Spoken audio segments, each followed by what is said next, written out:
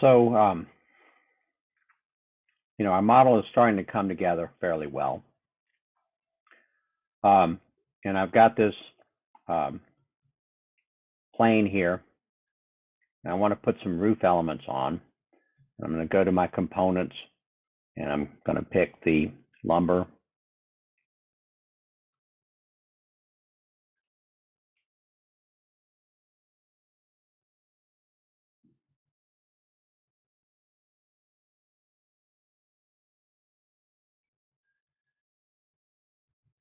I've got lots of lumber I've drawn here.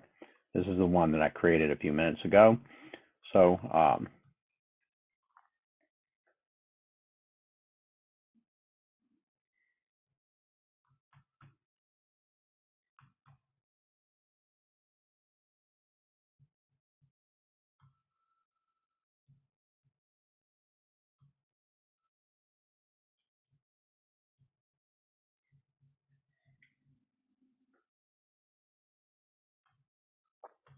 I'm going to load it back in.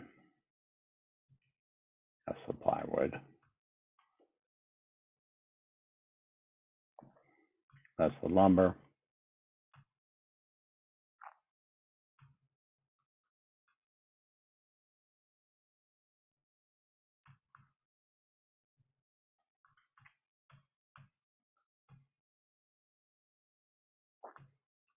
Pick a plane.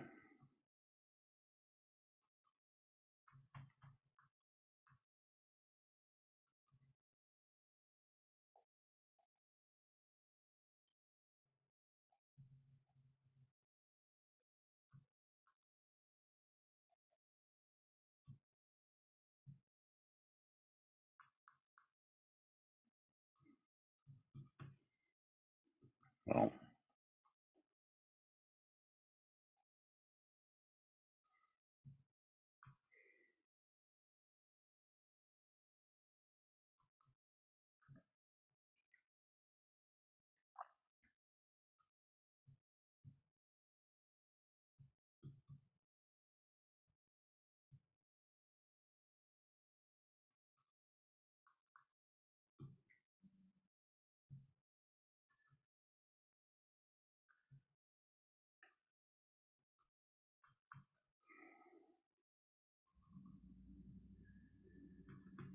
I'm going to delete that one. That's an old one. And I'll place my new lumber piece on here. And if I go to the south view, I can see that.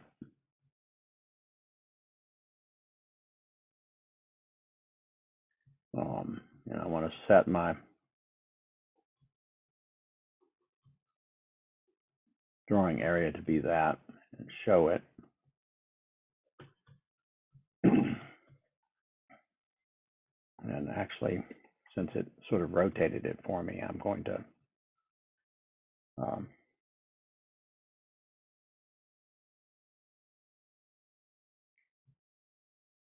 place it on this work plane.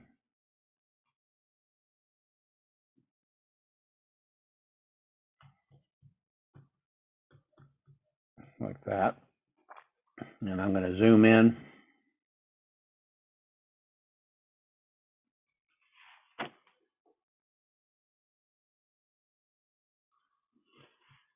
And I can't stretch it because I'm not in a good view for stretching it. So I'm going to create a view that allows me to stretch it more easily. I'm going to go to the west view, and I've got this. I actually have already done it. I have a section that I've created here, and then rotated down to an angle like that. If I open that section up,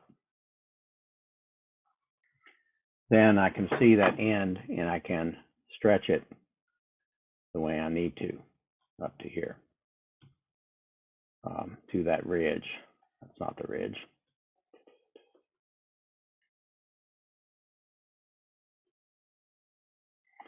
Well, that's not really relevant right now. So I've got this rafter, and I could adjust the end point of that rafter to get it exactly right. I could array copy it 1 foot 4 inches and make 12 of them. I don't know. And then I can see that in 3D. And it looks like rafters. It looks like rafters, except for one thing about it, is that rafters have a special kind of condition at the end here. Is that usually we want a fascia board right here.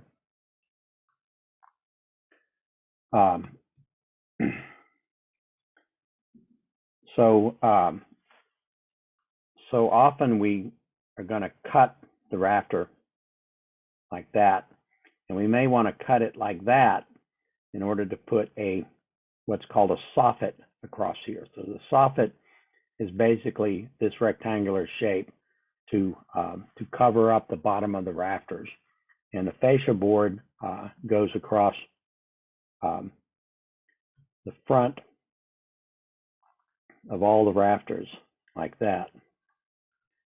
And it's often a 1x4 or a 1x6 or something like that, and it gives a sort of look to the end of the rafters. So in order to do that, however, I need to trim away part of my rafter.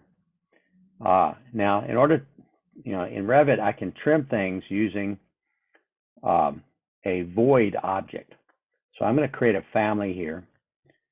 And once again, it's going to be our trusty generic model, which you can do almost anything with. And I get this blank here, and I'm going to save it as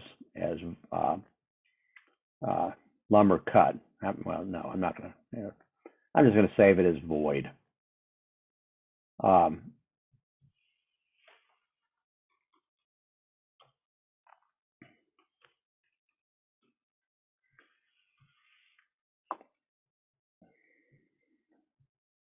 And as usual, I create my reference planes. I'm going to do this one a little bit differently. I'm going to basically make my void object centered.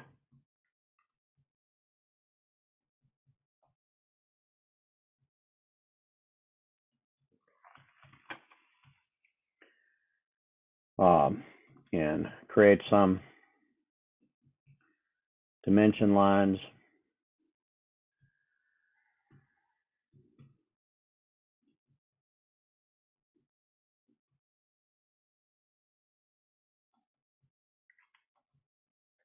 And if I use this equals constraint, it will be centered on the placement point. Right here is the placement point. So I can add equals constraints on both sides, and a long one that way. And I'm going to call this one A. It's going to be an instance. I can change it, readily change it with shape arrows. And this one's going to be B, and I can readily change it with shape arrows.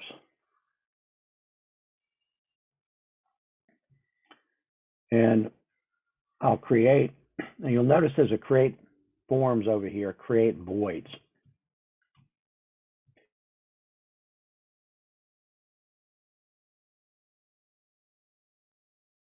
So I can create a void object and do it just like we keep doing it.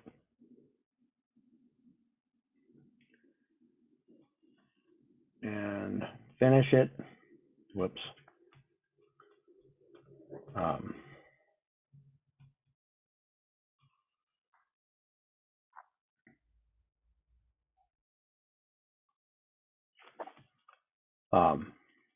Finish it, and we get our void object.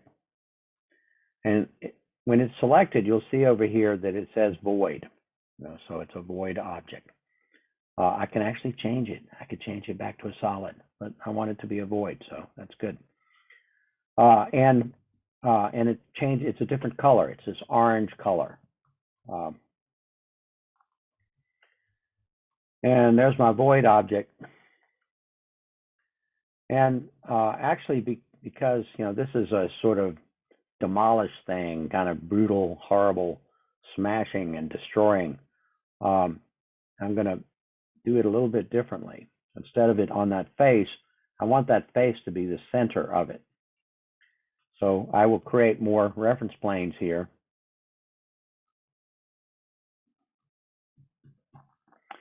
to determine the thickness of it. Put an equals constraint. And another one out here, which naturally I'm going to call C. And it also will be an instance, so it can be stretched in those directions. And then I'm going to start doing my snapping. Well, actually, I can do it by using arrows.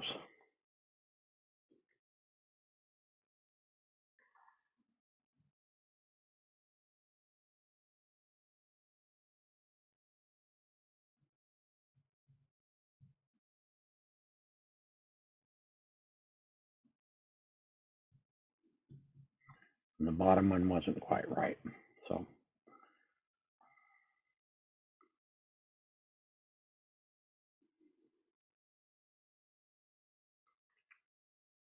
and I'll go back to my reference level view and snap it. You see 2 of the sides are already snapped because I snapped them in the other view. I keep getting that wrong. There. And I could look at it in 3D.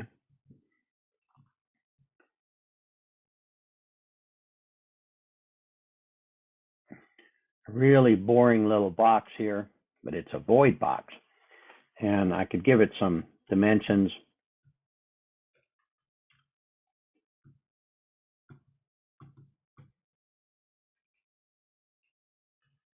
Make it a cube. Doesn't matter, but it's a cube. It looks kind of nice as a cube. And before I forget, I don't want it to always be vertical. I want it to be work plane based. And work plane based. Load it into my project and test my lumber. And I want to look at that west view because I see the rafters here. And it reminds me, I left one thing out. So I'm going to go back to my void object.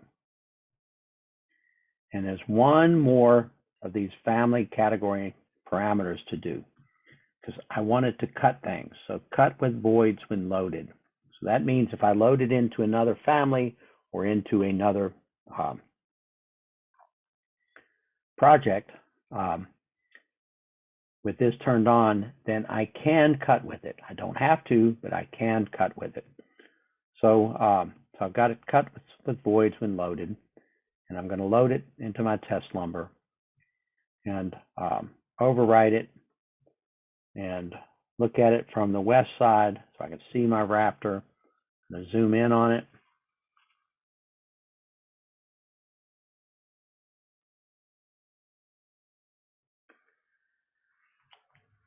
And and let's say I want to cut this bottom off to create a soffit across here. I'm going to zoom in a little more so I can see it a little better. I'm going to cut this dark triangle off.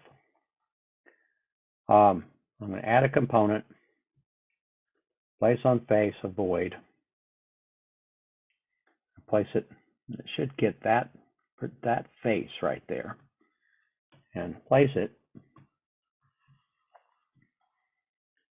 and then trim it. That's good. Now I see my orange void here.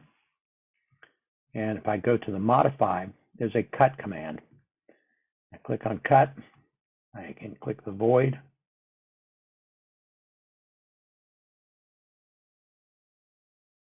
Click the rafter. And then click the void.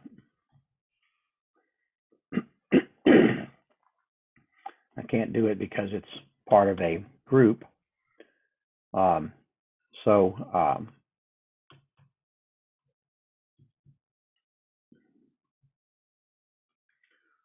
I'm going to edit the group. And I'm going to see if I can cut it.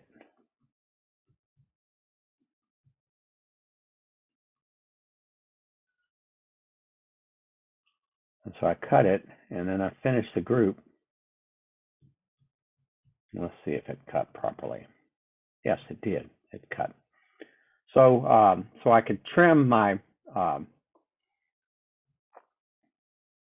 my rafters with this piece. Now another thing that I might want to trim, so I could cut it that way. I could cut it again. I could cut it and then array it. There are a lot of things I could do to make this go faster. Now if I go to my south view, or go to my east view, I have some pieces of plywood over here, and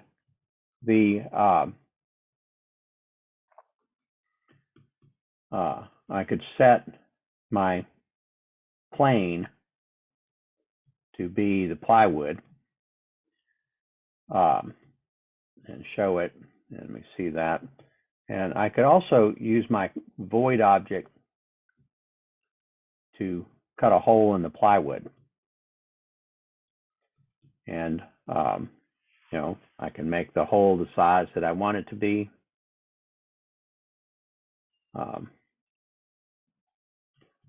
And then use the cut command and pick my plywood and pick my hole, and I cut the hole in the plywood.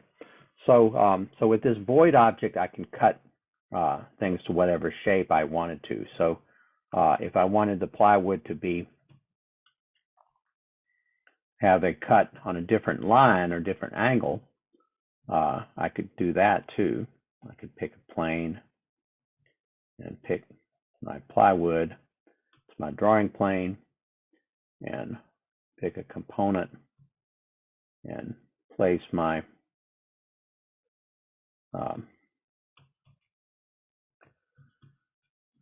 void object on it and rotate the void object to cut an angle of plywood. And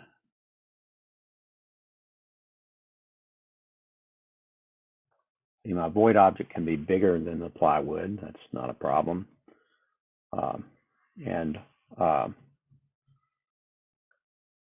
Then use the cut tool to cut the plywood with the void and get a diagonal edge of the plywood. Now, other things you might want to make, you might make a cylinder void. And with the cylinder void, you could basically drill holes into things. You could drill holes, and typically the carpenters are going to do this, that they're anticipating putting electrical conduit into the wall, embedded in the wall. They do that by drilling a hole in a stud so that the conduit can be placed by the electrician later on. If you wanted to, you could represent all those drill holes. That would be sort of a more advanced kind of version. You'd have to think about how to do the wiring in the house, which architects often don't bother with. They let the electricians do that. But you could think about the wiring in the house, and especially if you were doing a factory-built house, then you'd probably want to think about the wiring in the house. So, so that's the void object.